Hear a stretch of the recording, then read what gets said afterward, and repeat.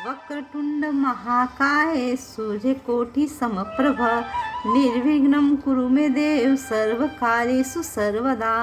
ओम एकदंताय विद्महे वक्रतुंडाय धीमहि तन्नो दन्ती प्रचोदयात्।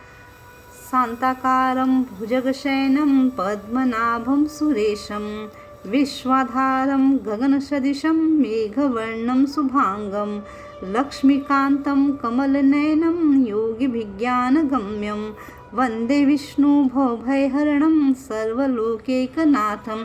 राधे राधे मित्रों, आप सभी को पता है कल सफला एकादशी है और हमारे धर्मशास्त्रों में ऐसा बताया गया है कि हमें एकादशी का व्रत जरूर करना चाहिए।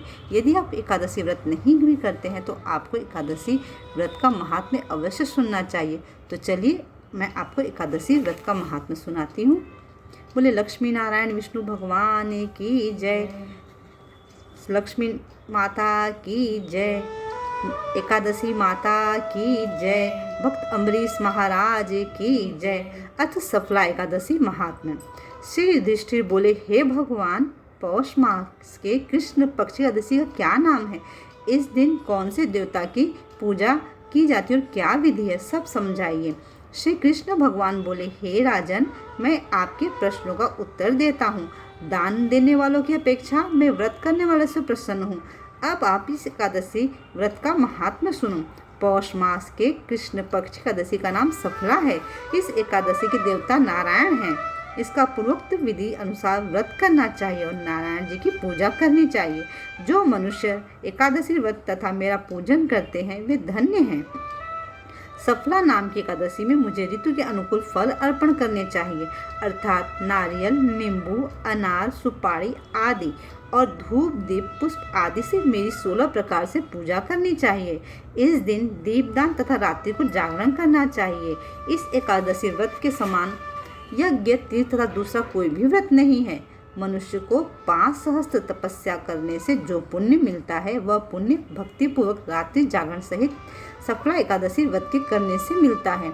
हे राजन, अब आप सफला एकादशी की कथा ध्यानपूर्वक सुनिए। चंपावती नगरी में एक महिष्मान नामक राजा राज्य करता था। उसके 4 पुत्र थे। इन पुत्रों में सबसे बड़ा पुत्र लूमक राजा था। वह महापापी था। वह सदैव पर स्त्रीगमन तथा वैश्याओं के यहाँ अपने पिता का धन नष्ट किया करता था। वह देवता, ब्राह्मण, वैश्य आदि की निंदा किया करता था। जब पिता को अपने बड़े पुत्र के बारे में समाचार ज्ञात हुआ तब उन्होंने उसको अपने राज्य से निकाल दिया। जब लुम्पक सबके द्वारा त्याग दिया गया तब वह विचारने लगा कि अब मैं क्या करूं, कहाँ जाऊं। अंत में दिन में वन में रहने लगा और रात्रि को अपने पिता की नगरी में चोरी तथा अन्य कुकर्म करने लगा। जिस वन में वह रहता था वह वन भगवान को अत्यंत प्रिय था। उस वन में एक बहुत पुराना पीपल का वृक्ष था और वह पीपल का वृक्ष सब देवताओं का क्रीड़ा स्थल था।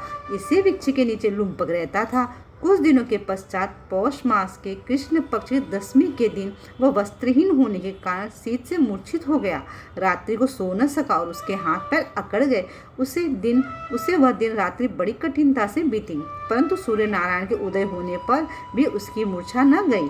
सफला एकादशी के मध्याह्न तक वह दुराचारी मूर्छित ही पड़ा रहा। जब सूर्य की गर्मी से उसे होश आया तो वह अपने स्थान से उठकर वन से भोजन की खोज में चल पड़ा। उस दिन वह जीवों को मारने में असमर्थ था, इसलिए जमीन पर गिरे हुए फलों को लेकर पीपल के वृक्ष के नीचे आया। जब सूर्य भगवान अस्ताचल को प्रस्थान कर गए तब फलों को पीपल की जड़ के पास रखकर कहने लगा कि हे भगवान, इन फलों से आप ही तृप्त हो। ऐसा कहकर वह रोने लगा। रात्रि को उसे नींद न आई। इस महापापी के व्रत तथा रात्रि जागरण से भगवान अत्यंत प्रसन्न हुए और उसके समस्त पाप नष्ट हो गए। प्रातः ही एक दिव्य घोड़ा अनेकों सुंदर वस्त्रों से सजा उसके सामने खड़ा हो गया और आकाशवाणी हुई कि हे राजपुत्र, भगवान नारायण के प्रभाव से तेरे समस्त पाप नष्ट हो गए हैं। अब तू अपने पिता के पास जाकर राज्य प्राप्त कर।